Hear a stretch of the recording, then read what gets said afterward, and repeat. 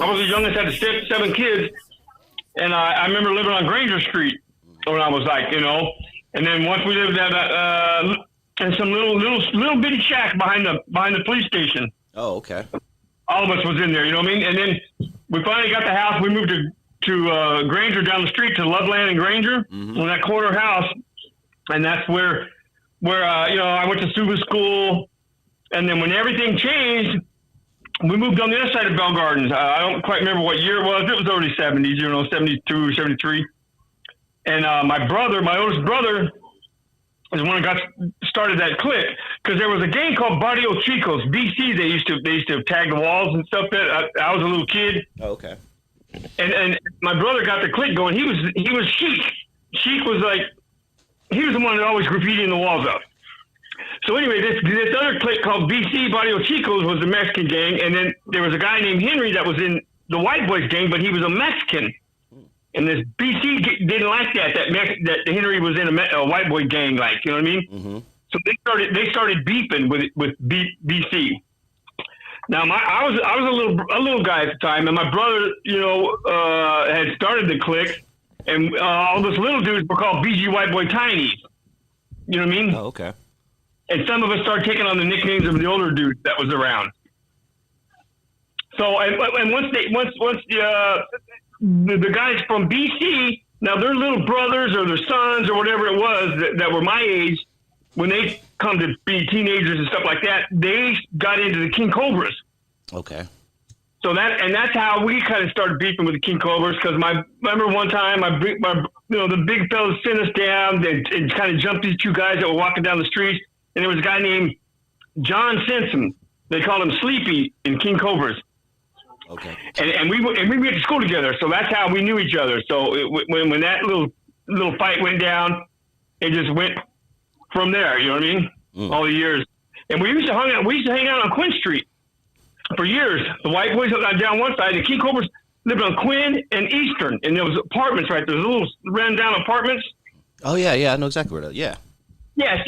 Well, that little fight behind Quickway, that all came to fruition because the ex-con from the King Cobras and Paeso from the King Cobras, I went to school with them at junior high, but all the other fellas, they went to high school already. They was already in high school, you know what I mean? So I was like junior high down there by myself. Well, them two dudes jumped me. So I got black eyes or whatever. And then once the older fellas seen me, they said, "What happened?" I told them what happened. I said, "Paeso and ex-con, they jumped me in school, blah, blah, blah." So what happened, they said, "All right, Mark," everybody got together and we was kind of walk down that area, and they hid behind cars and dumpsters, and they had me walk down Quinn Street right in front of their apartments, right on, but across the street from them. And sure enough, they was all hanging out there at their apartment. And as I walked by, they come to get me. And before they got to me, everybody popped out from their little hiding spots, and that's how the fight pursued from there. You know what I mean? Oh wow. Okay. But but back then there was really no guns and shit involved in that little trip, But some of the stories you heard about were true, because I remember the time at Bell Gardens Park too, when that fight went down. So but it all started back in like in the early 70s with my oldest brother Alan, my older brother Alan. Okay. And they went through it, and some of the older cats. It was like raised in Bell Gardens. Henry was a Mexican in a white boy gang, so I don't know. That's how they started beefing with them. But then, the only problems we ever had problems with was King Cobras. We got a lot. I had a couple of partners that was in the BG locals, a couple of Mexican friends, and one of them actually lived with me. Because I remember when the locals started out, it was a mix of white dudes and Mexican dudes. I heard that. Yes, it was at one time. And then, of course, there's really no white people around there anymore. So, and then our like kind of legacy, whatever you want to call it, it carried on till into my, I was an adult still, fucking around, running the streets and, living in Bell Gardens. But we was living on Live Oak Street. Me and one of my other partners that was in the clique, they called him Okie. We had a house right next to each other on Live Oak. That was over by the crest. Was he from Oklahoma? Street. No, it was just Okie. He was white, you know what I mean? So Okies were white, you know what I mean? Gotcha. Okay. Because I know Bell Gardens has a long history with people moving in from Oklahoma, right? Yeah, Oklahoma and Arkansas and stuff like that. Yeah, a lot of people, yeah. But there were things like Okie, and then we had my other brother Cheek too, and I was like Stony. There was Trucker, kind of white boy names. You know what I mean? Yeah. Everybody. It kind of lasted for a long time there on Quinn Street. We hung out there for years. Quinn and Gellhart. And then Shannon Hatley, he was, we knew the Hatleys real good because his older brother, Jay Hatley, which went to prison and died in prison. When Shannon got shot and killed around the corner in front of Jerry's Liquor, he was only 13 years old. And what it was, he had long blonde hair. He was kind of stocky, but there was a friend of mine named Salt. They called him Jimmy. His name is Jimmy, but his last name's Salt. SULT, like German, you know what I mean? Oh, yeah. Who I think the Cobras thought that Shannon was Jimmy, and that's when they shot Shannon in the neck. Oh, my God. And they killed Shannon right there in front of Jerry's Liquor. Because I think they mistook him for Jimmy. Crazy times. And then there was a time they was doing drive-bys coming down Quinn Street, and we was hanging out in front of. There was several of us out there hanging out, and here they come. We knew they was coming back, so everybody kind of got like shotguns, was hiding in the bushes because we used to hang out at this one pad. And as they drove by again, they blasted on us. It shot. I got shot. But it was only buckshot. It wasn't like bullets, you know what I mean? Okay. They was using a shotgun. So it hit 4 of us, and the other people jumped out, shot out their back windows. It was crazy time as a child, you know what I mean? Crazy growing up. I'm lucky I made it through there. Yeah. At that time and age. But the other cliques that are around, the Playboys were around at that time. You seen Florense 13, but that really wasn't their area, but they would be over there tagging and shit. But I don't remember. I had no beefs with. We never had no problems with them because they was like over from Vernon and shit. You know what I mean? Yeah, yeah. And that's how it all started. Once my brothers got old enough to join the Army and moved on, us littler dudes kind of took over, and that's where it went. And I was surprised. I wasn't really shocked because, in prison, people from that area have heard about them. You know what I mean? Mm-hmm. But everybody now is like my age, or they've died off, or they went to prison and moved out of state. But it lasted I bet it lasted from, I'm giving a rough estimate here, from 74 to 94, Yeah. Because, we were still in that area and stuff. It's interesting. Why do you think we're still talking about them 30 years later? I mean, they obviously had such a big impact. Why do you think we're still talking about them 30 years later? I take it because it was only white clique that was around there. But back then, you got to keep in mind that half of Bell Gardens was white back then. Mm-hmm. Back in the late 70s, up until the early 80s, that's when people started. White people started leaving the area. You know what I mean? So there was a lot of white people back then. I take it from the history, like the police department's got the history on us and stuff like that. The Bell Gardens Review, there was, that time when we got shot on Quinn, that was in the papers. I think that's why it was, but we faded away, but a lot of them other gangs are still around, like, the Cobras. And I don't know about the Playboys. I don't ever see, not that I'm over in Bell Gardens very often, but I go there once in a while because one of my friends still lives there. And I'll go visit him. Mm-hmm. And he's an OG, and he still lives over there behind the hamburger stand by Ford Park. And we used to go to play football, the older cats that was in our clique would go play the Ford Park Posse in football. We never had no beefs with them either. Yeah, tell me about Ford Park Posse, what you remember about them. Yeah. I don't really remember didn't know any of them personally. Hey, that's so-and-so. Like I did the King Cobra dudes. But some of the older cats that used to be in the clique, they kind of knew them. That's how they would set football games up. And we would just go play football. I was the littler dude. I was the younger than most of us. You know what I mean? I was like the younger one. When you're 14, 15, 2 or 3 years younger than you, it was like, he's too young. You know what I mean? So if I'm 15, the other guys are 16, 17, 18. It's like, they kind of knew the Ford Park Posse. But I didn't see a lot of graffiti from the Ford Park Posse, so they wasn't well known. I think I don't. There was a time when the white boys there. I mean, it's all you've seen everywhere was the graffiti that they would leave behind. And my brother's the one who did all that. You know what I mean? Yes. Damn. Because I don't know who Steve is. Whoever he talked about being one of the co-founders or whatever. and that's his name is Stevie Moses, which I doubt. Then it's probably not. Okay. It was my brother Alan. They called him the Sheik, and there was another dude called Terry, and then he was junkie. Even though he wasn't a junkie, he just looked like one back in them days. They were kids, you know what I mean? Yeah. So that was his name. And the Mexican dude that was in there named Henry, they called him Polak. Okay. Yeah, and and there was another. Yeah. Poland. Yeah. Polish. Yeah, Polish name, but he was straight Mexican. You know what I mean? And Henry's well known around Bell Gardens because he used to be in all the rock bands that played up on Purdy Street and stuff.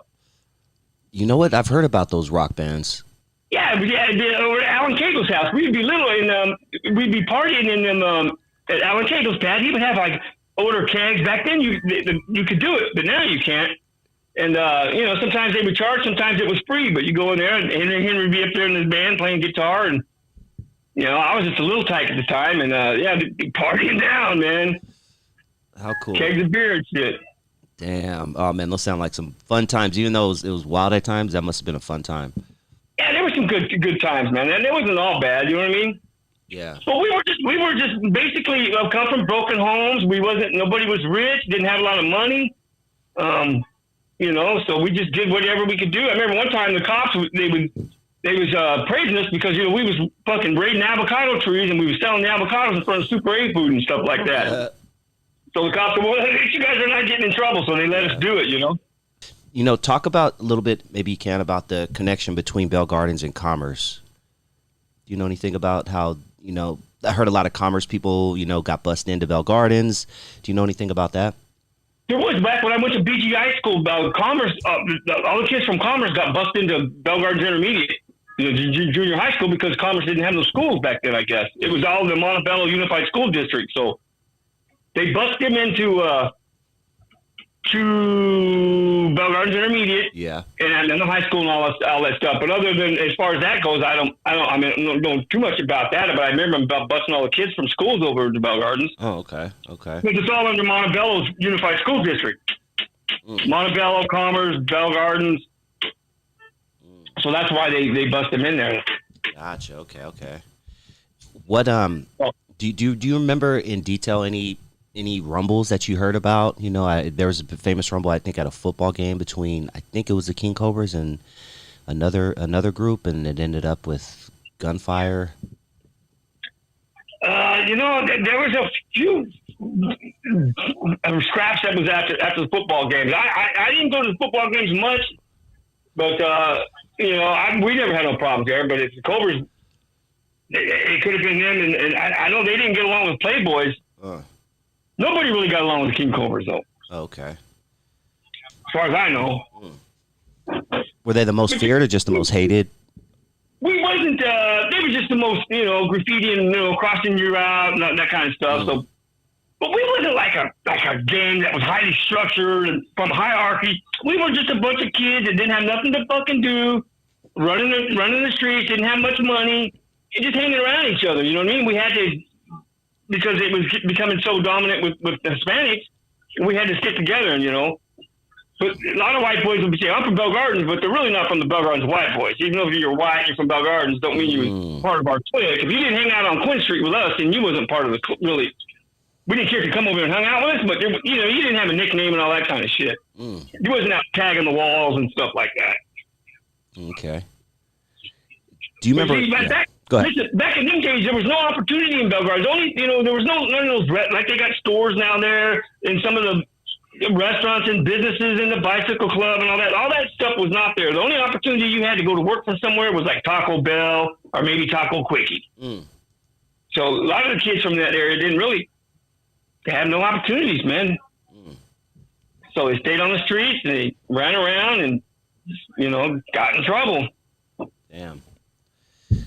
My last question for you: when do you remember it changing from being half white to when you turn around and now I think it's 99.9% Hispanic? Oh yeah, it is that way now. In the mid '80s is when you really started to notice that there's not many white people around anymore. So I'd say around '84, '83. All the white people were moving out. There was sparsely white people still around because I was around. So my partner was around, but I'd say completely by the end of the 80s, everybody was gone. Because I bought a house. I bought that new housing tract right there on Gage Avenue. When they first built those houses, I bought one of those houses right there on Gage Avenue. Oh, no shit. Yes, I owned one of those houses, but it was so close to the hood that, I couldn't keep the cops from finally starting to mess with me because everybody was wanting to hang out at the pad and, you know what I mean, do their thing. So every time someone left my house, the cops would harass them and pull them over. And I was, they was pulling me over all the time. And I was fortunate. I got lucky and went to work when I was young, like 18. I got a good job, and I stayed there for 6 years, even though I was still in the hood.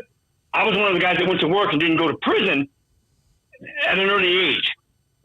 I stayed with that job, and that's what got me working, my working ethics. You know what I mean? And it was right there in Commerce too. I worked at, but I bought that house. I finally had to sell it because the cops just wouldn't leave me alone. Damn. The sheriffs. So was the sheriff? So it used to be the Bell Gardens. Well, it's the Bell Gardens Police now, right? So they were sheriffs at one point. It was sheriffs at one time. And the Bell Gardens Police, they got their own police department. But right wherever they patrol down Gage Avenue, it's sheriffs and Bell Gardens because sheriffs patrol Commerce, so they got jurisdiction right down Gage Avenue. And I lived on the Commerce side. Damn. Okay. Wow. That's why it was the sheriffs over there fucking me all the time. I never really got harassed by BGPD.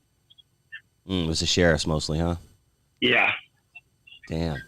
And would they just roll up on you and roll up on me? They'd be waiting for me to come down the street in my truck. I remember one time I was coming out of court and they got me on the way home from court. Damn.